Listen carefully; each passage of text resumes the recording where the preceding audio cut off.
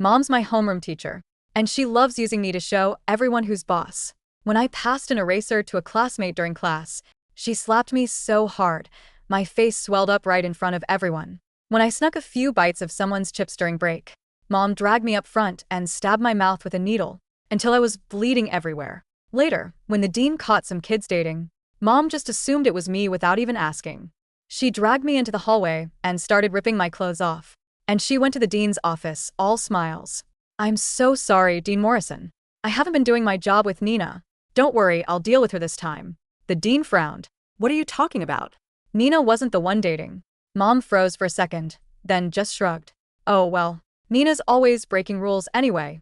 One more punishment won't kill her. But here's what she doesn't know. Every time she hits me, I'm keeping score in my head.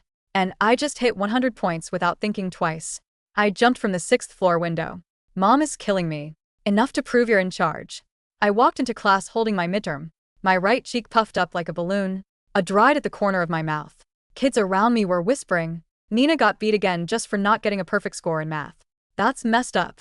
Wendy rolled her eyes. "Messed up? Her mom's the teacher. She gets all the help and still can't get 100. She deserves it." I stopped, swallowed hard, and kept walking. Just now in the office, Mom had slapped me in front of everyone. Teachers and students, 98 points. "You're telling me you should have lost those 2 points? Answer me." Mom's scream was still ringing in my ears. The beating left my right ear buzzing so bad I could barely hear. But she still wasn't done. "If you make another stupid mistake like this, I'll slap your other cheek too." Then she turned to the other kids behind me. "You guys who made careless mistakes too, you see what happens." I don't know how the other kids reacted. Just kept my head down, nails digging into my palms so hard they almost bled. After everyone else left, Wendy walked up all sweet, acting cute with Mom. "Miss Sterling, I didn't mean to mess up. I won't do it again." Mom smiled at her. "You're always like this. Just be more careful next time, okay?" Wendy stuck her tongue out playfully. I bit my lip. Nails digging deeper, right? "You can all go now." Mom waved us away. I slowly turned around, pulling my hoodie up to hide my numb, beaten face. Right before I left the office, I heard another teacher say to my mom, "Wendy really is your favorite. You wouldn't even touch her. You really know how to raise kids. Miss Sterling, your daughter just takes it without making a sound." Mom said proudly. "Wendy's not dumb. She just doesn't apply herself. As for my daughter, she's been like this since she was little. Never talks back. Mom has no idea. Someone who doesn't fight back when they're getting beat is either a dog or already dead inside. Because Mom uses me to prove she's tough. Nobody in class wants to be my friend." I went back to my seat, my hands still hurting, and pulled out a tiny notebook from my sleeve. Face slapped for getting 98 on math test. -1 point for Mom. I wrote it down. This is the 99th time. That means Mom has used me to show off her authority exactly 99 times. One more time, and I'm done. For a soldier, deciding to die takes just a second. But I'm not a soldier. I'm just a regular person. Scared and weak, I carefully put the notebook back in my sleeve and took out my math paper. Even though it was break time, I wasn't allowed to hang out with anyone. Listening to everyone else laughing and having fun around me made my swollen cheek hurt even more. Wendy walked over sneering. "Nina, Miss Sterling treats me like her real daughter. You're probably just some orphan." She picked up nothing but a punching bag. I clenched my fists, staring at her coldly. Someone whose mom ran out on her love stealing other people's moms. Wendy's mom left with another guy when she was 4. Everyone in class knew about it. Wendy's eyes went wide, instantly pissed. "Nina, you just wait." "I'm waiting," I said coldly. "She just go whisper to Mom and get me another beating." "Perfect. That'd be doing me one last favor." That evening, I opened the front door and smelled food cooking. The living room had this warm glow. Mom was sitting at the table with salad and pizza in front of her. I changed my shoes really quietly, trying to hide my swollen cheek and bloody mouth in the shadows. But the second I moved, Mom looked up. "You're home." Her voice was still stern, but there was a tiny bit of concern in it. "Does your face still hurt?" I looked down, shook my head, and sat at the other end of the table, taking small bites. Every bite was torture. Chewing pulled at my face. It hurt so bad. I just started swallowing the food whole. Suddenly, Mom put down her fork and walked over.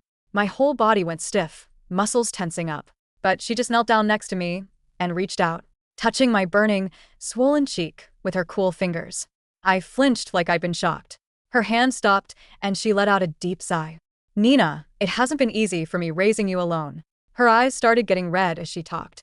Without her teacher armor, she just looked like a struggling single mom. I'm a homeroom teacher dealing with over 50 kids without authority. I can't do my job. Discipline falls apart. Grades drop. The principal gets on my case. Parents complain. You're my daughter. If you're the best, behave the best. Do the best, then the other kids will respect me. Fear me. I need to be in control. Her rough fingers touched the corner of my eye. It was dry. I hadn't cried. I just looked at her red eyes. At that old house dress that had been washed so many times. It was all faded. Something inside me seemed to crack open. After a long time, I heard my own dry voice. Today, Wendy told me I'm just a punching bag. That you don't even see me as your daughter. Mom's hand froze. The sadness on her face disappeared, replaced by anger. What are you talking about? Mom's voice suddenly got loud. The caring mom act gone in a second. You must have said something to Wendy first. Even if you're jealous of her, you shouldn't lie. I closed my eyes but couldn't help sneering. What am I jealous of? Her bad grades? Her mom who left? Slap. A hard slap rang out. My head whipped to the side. My already swollen right cheek swelled up even more. For a second, my right ear went deaf. How can you talk like that? Such nasty words. I can't believe you're my daughter. Your daughter. I repeated it, suddenly finding it funny almost. Wanting to laugh, so I deserve to get beat the worst. Deserve to have no dignity. You. Mom was shaking with anger, her finger trembling as she pointed at me. You're so ungrateful. I've worked so hard. I tuned out her tearful complaints. Once those words would have made me feel bad. Made me think Mom had it rough. But today those words went through me like wind, leaving nothing for my own good. So she had to slap me, had to stab my mouth with needles. So for my own good meant this kind of pain that crushed my dignity. After she finished yelling, she wiped her face, stood up, and went back to being calm. Like her anger was just something I imagined. All right, hurry up and eat. You need to get up early tomorrow. I kept my head down and kept eating the pizza that had gone cold. The table. My fingers curled around the tiny notebook hidden in my sleeve. Soon, I told myself. The next day at school, after the lunch bell rang, I pressed my face against the desk trying to ease the pain. Wendy suddenly walked in, leaned close to my ear, her voice full of joy. You're done for. I looked down, not caring if I died. Mom would probably adopt Wendy. After all, she loves Wendy the most. I just wonder if Wendy could handle her methods. Just then the door slammed open so hard. Everyone looked up. Mom stood in the doorway, breathing hard, face white as a sheet. She walked to the center of the classroom, her eyes slowly and coldly looking at each scared face. Finally, those eyes locked onto me. My heart sank like a stone into ice water. Our class has really outdone itself. She was holding back a storm in her eyes. Someone's got their mind in the gutter dating and got caught. Dead silence. Everyone held their breath. Nina, get out here.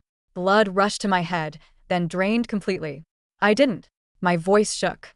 You didn't. Mom cut me off sharply, stepping forward, her shadow covering me. Just then, a chair moved in the front row. Wendy stood up. She kept her head down, fingers nervously twisting her shirt, cheeks flushed red. She looked timidly at angry Mom, then quickly glanced at me. Her eyes complicated, like she felt bad but had to do it. Miss Sterling. Her voice was thin and shaky. Wendy, tell me. What do you know? Don't be scared. Just tell the truth. Wendy looked encouraged but more troubled. She bit her lip, finally raising her watery eyes. Last Friday after school, I saw Nina and that boy from class 7 kissing behind the back gate. Instantly, I felt like I couldn't breathe, like cold hands were choking me. You're lying, Wendy. You're making this up. I jumped up, shaking all over with anger. I don't even know Nina. A roar exploded over my head. Mom was already in front of me, raising her hand and slapping my already swollen right cheek with full force. Everything flipped. Roaring. Sharp pain exploded, spreading from my cheek through my whole skull. My vision went black. Warm liquid poured from my nose and mouth. Taste of blood filled my mouth. How dare you talk back? How dare you lie? Mom's voice became shrill. She grabbed my hair, dragging me toward the front like a dead dog. Stumbling and falling. My scalp was on fire, but I couldn't even feel it anymore. Only the burning on my face and the total humiliation. Everyone look. She slammed me hard against the podium. My waist hit it, the pain making me cry out. As I curled up, she yanked my hair, forcing me to show my bloody, swelling face to the whole class. Look at this face. This is what happens when you break the rules. I didn't, Mom. I really didn't. Tears mixed with blood covering my face. I even forgot to call her teacher. I struggled uselessly, crying, my voice completely broken. Through blurry vision, I saw countless scared and curious eyes.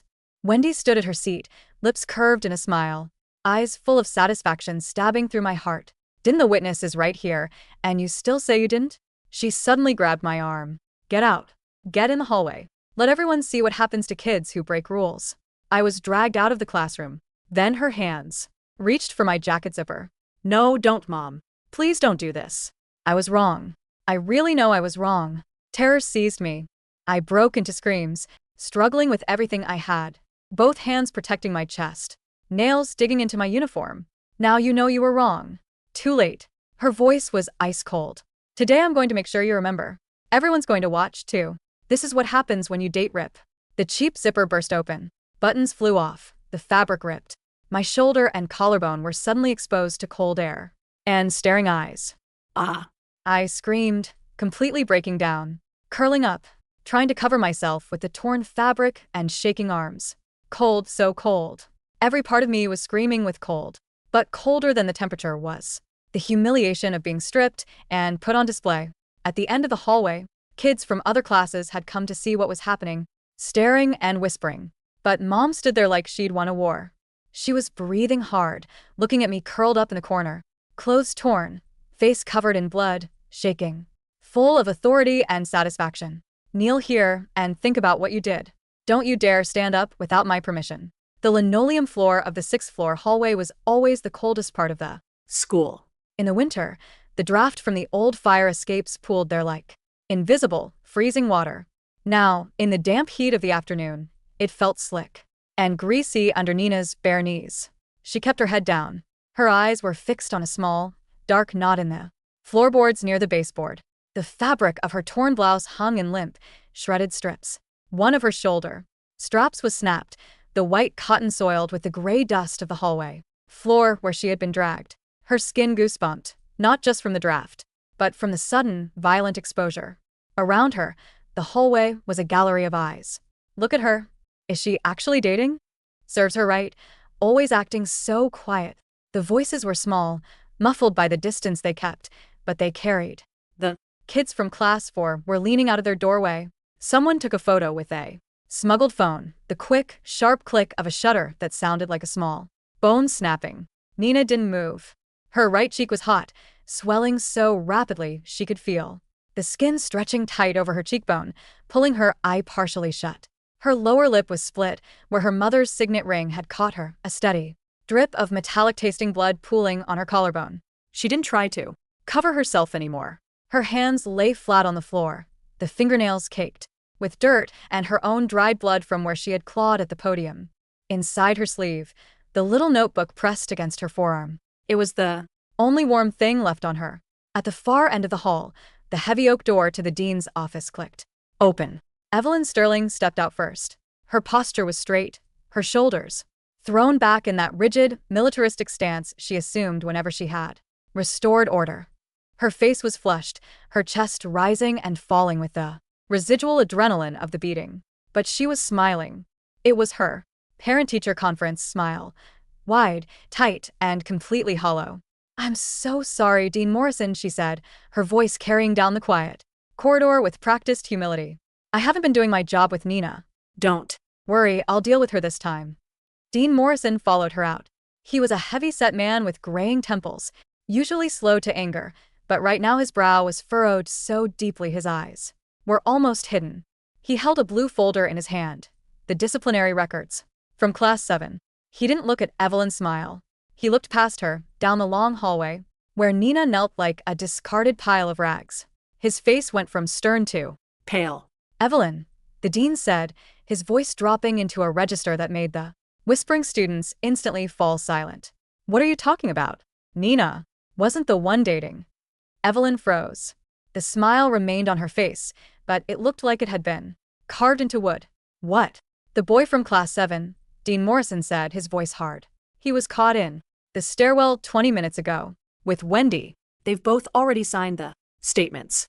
Wendy confessed she lied about Nina because of some petty grudge. From yesterday. Evelyn's eyes flickered. For a fraction of a second, the mask slipped.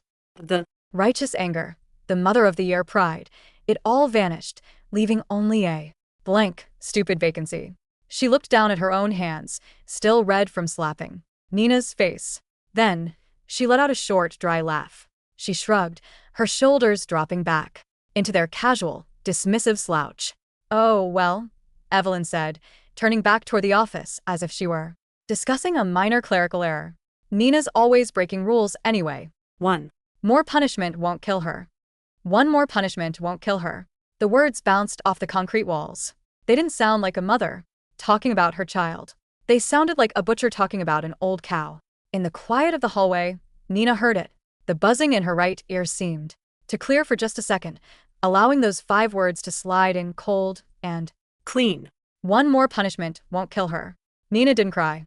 The tears that had been leaking onto her cheeks dried. Instantly, she reached into her sleeve. Her fingers were stiff, but she managed to slip the tiny, sweat-stained notebook out. She didn't have a pen. She didn't need one.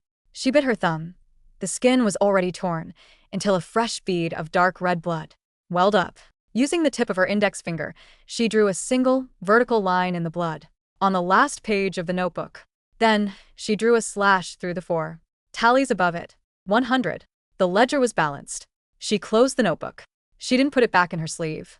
She laid it carefully on the floor beside her torn, blood-stained math paper, the 98% that had started it all. Then Nina stood up. Her knees popped, the sound loud in the dead silence of the hallway. "Nina," a student from class 4 gasped. "She's standing up." Evelyn turned around at the sound, her brow furrowing in instant irritation. "Nina, I told you to kneel. How dare you?" But Nina wasn't looking at her. She wasn't looking at Wendy, who had just stepped out of the dean's office, her face pale, her eyes wide with a sudden, sickening realization of what she had unleashed. Nina looked toward the end of the hall. The window at the end of the 6th floor was an old sash window. It was meant to be locked, but the wooden frame had rotted over the decades, and the latch was Loose. She started to walk. Her bare feet made a soft, sticking sound against the linoleum. "Get back here," Evelyn barked, taking a step forward.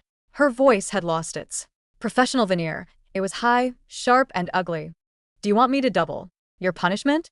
Nina reached the window. She didn't hesitate. She threw her weight against the sash, lifting it with a strength she didn't know she had.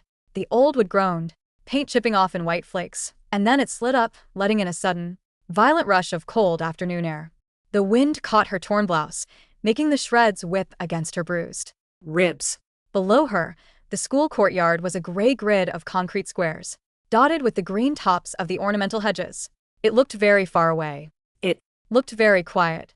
"Nina, stop." Dean Morrison's voice was a roar now. He started to run down the hallway, his heavy steps shaking the floorboards. Evelyn was running too, but she was slower, her heels clicking uselessly on the floor. Her face wasn't angry anymore. It was white. She had finally realized what the students were seeing, what the dean was seeing. Nina climbed onto the sill. The stone was cold under her toes. She looked back. Once. She didn't look at her mother's face. She looked at the floor, where the little notebook lay next to the 98% test. "Mom is killing me," Nina said. Her voice wasn't loud, but in the wind-whipped hallway it was perfectly clear. "Enough to prove you're in charge." Then she stepped off. The fall didn't have a sound.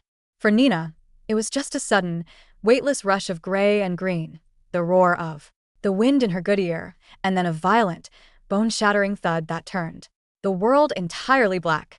But for the school, the sound was unforgettable. It was a heavy, wet crack that echoed off the brick walls of the courtyard, followed immediately by the screams of the students who had been looking out the lower floor windows. Dean Morrison reached the window first.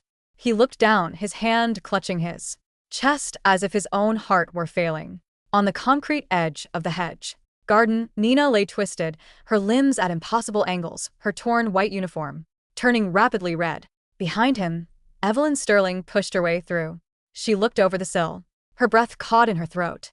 She didn't scream. She didn't cry. Her first instinct, born of 20 years of maintaining a facade, was to look around the hallway. She fell. Evelyn whispered, her voice shaking but her mind already spinning, trying to construct the lie. She was clumsy. She was running, she didn't look where she was going. Shut up, Evelyn, Dean Morrison said. His voice was dead, devoid of any of the respect he had shown her for years.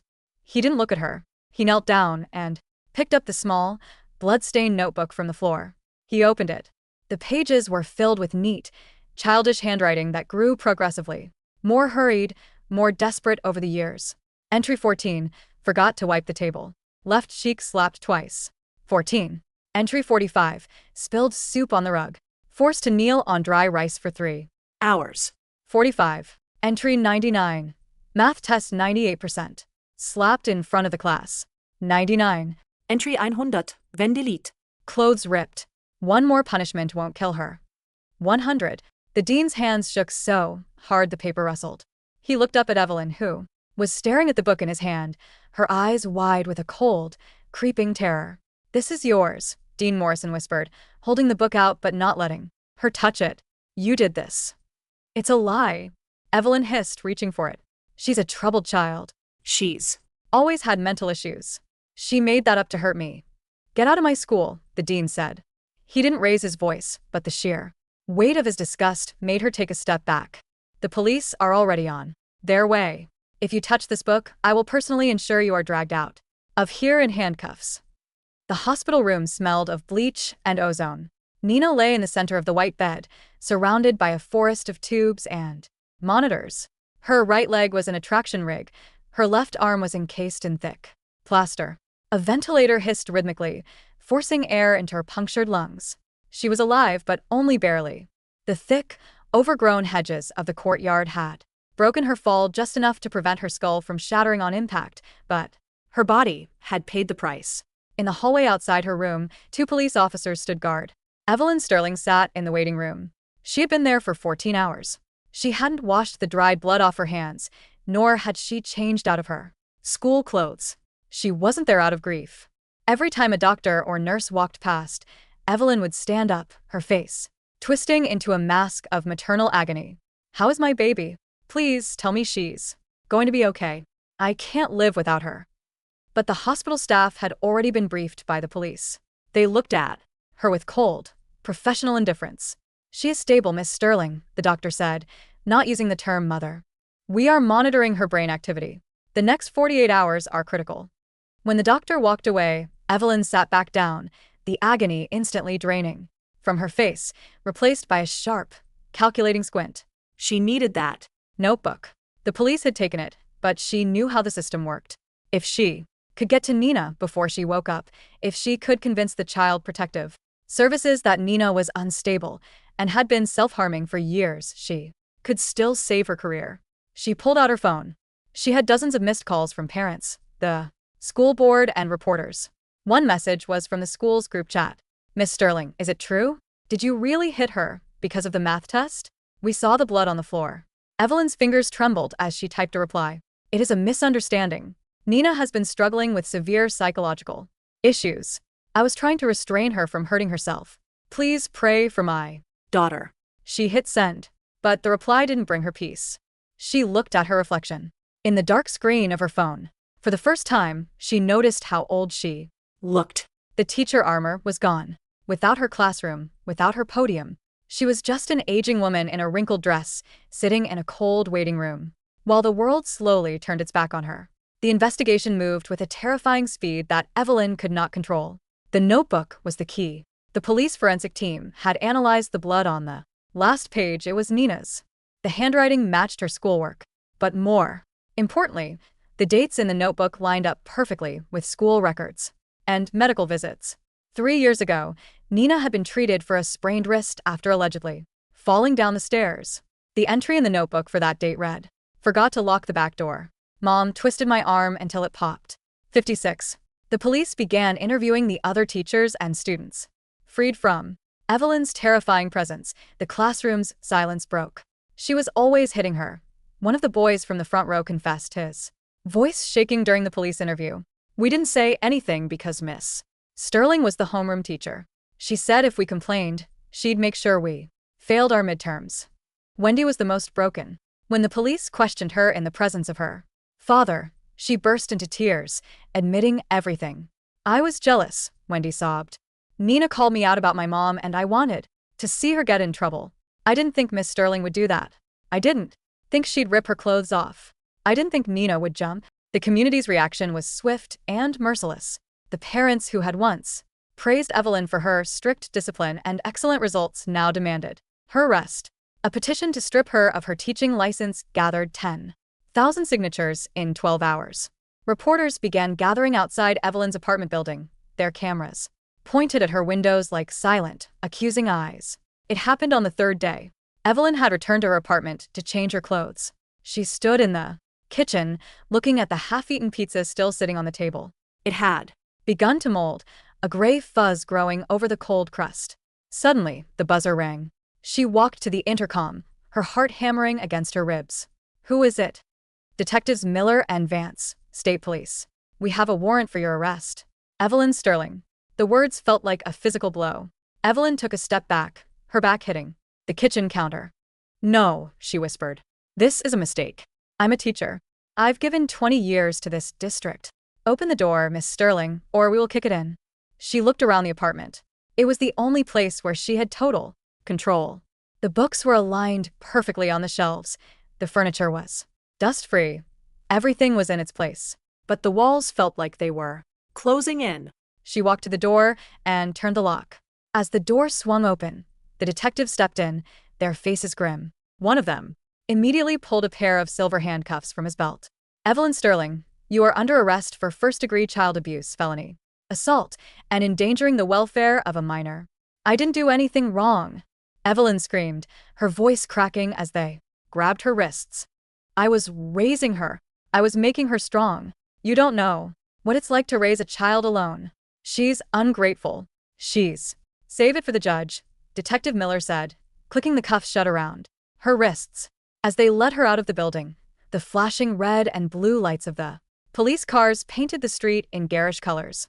The reporters rushed forward, their flashes blinding her. Evelyn tried to duck her head, to hide her face behind her hands, but the handcuffs kept her arms pinned down. The raw, naked humiliation she had forced upon her daughter for years was now being turned on her, magnified 10,000 times by the lenses of the cameras. In the quiet of the ICU, Nina's eyes flickered. The light was different here. It wasn't the harsh, yellow glare of the classroom, nor was it the dim, suffocating shadows of her apartment.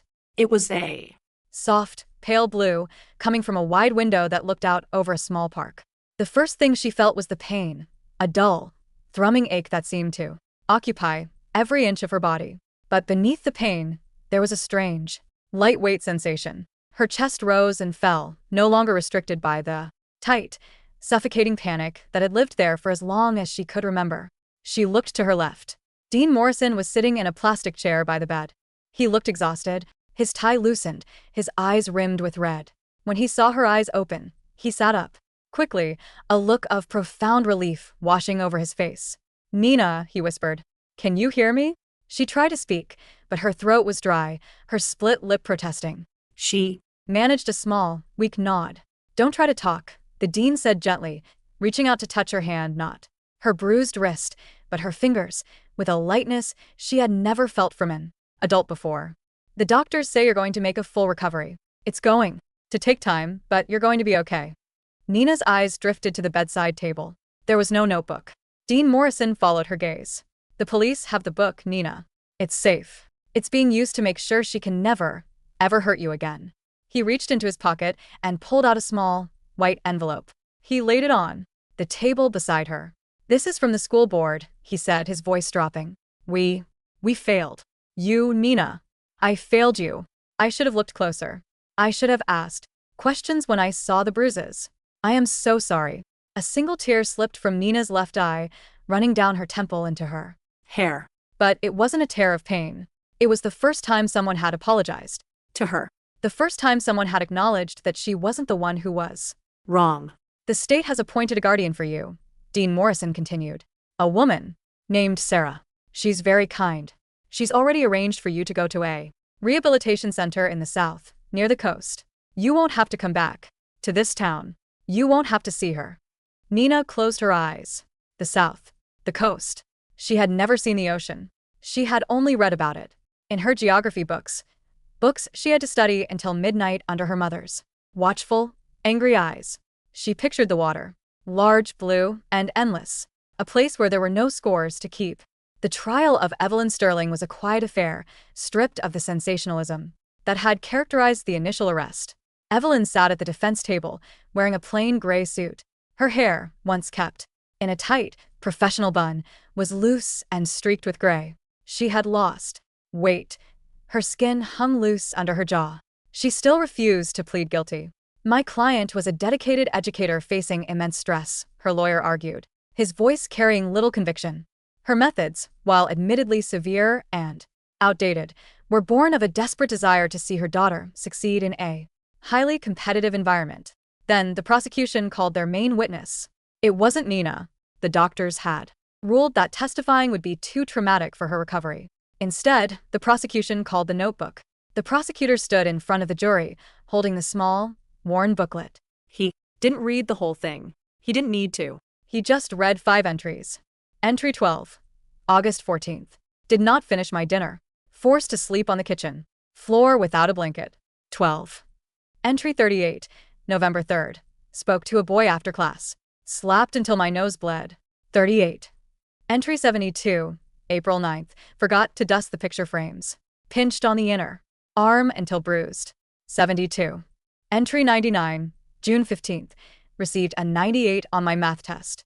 Publicly humiliated and beaten. 99. Entry 100. June 16th.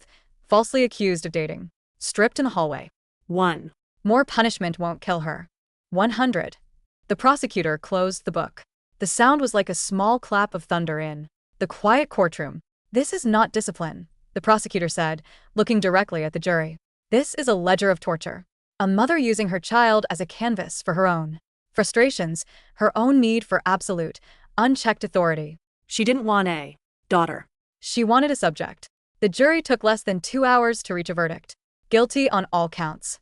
When the judge read the sentence, 15 years in a state penitentiary without the possibility of parole for the first 8, Evelyn didn't cry. She just stared at her hands, her fingers twitching as if she were still trying to write a lesson plan on a blackboard that was no longer there. 2 years later, the wind off the Atlantic was cold, but it was a clean, salt-scented cold that didn't feel like the drafty hallways of the school. Nina stood on the wooden boardwalk, leaning against the railing. She still walked with a slight limp, her right leg requiring a brace, and her right ear was mostly deaf, requiring her to turn her head slightly to hear the sound of the waves. But her skin was clear. The swelling had long since faded, leaving only a faint, silver scar near the corner of her mouth, a small reminder of the needle, but one that no longer hurt when she smiled. She was wearing a thick, oversized wool sweater, not a uniform, not something her mother had chosen, but a soft, green thing she had bought herself. Beside her, Sarah, her guardian, was holding 2 cups of hot cider. Here, Sarah said, handing her one. The wind is picking up. We should probably head back inside soon. Just a few more minutes, Nina said. Her voice was no longer dry or broken. It was quiet, but it had a steady, peaceful weight to it. She looked out at the water.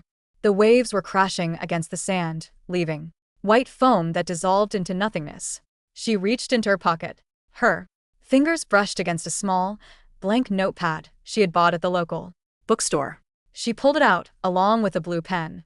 Sarah watched her, but didn't say anything. She knew about the old notebook. She knew what it had represented. Nina opened the first page. She wrote, "Saw the ocean today. The water was very blue." She looked at the page for a long time. Then she smiled. This time, she wasn't keeping score of her punishments. She was keeping score of her life.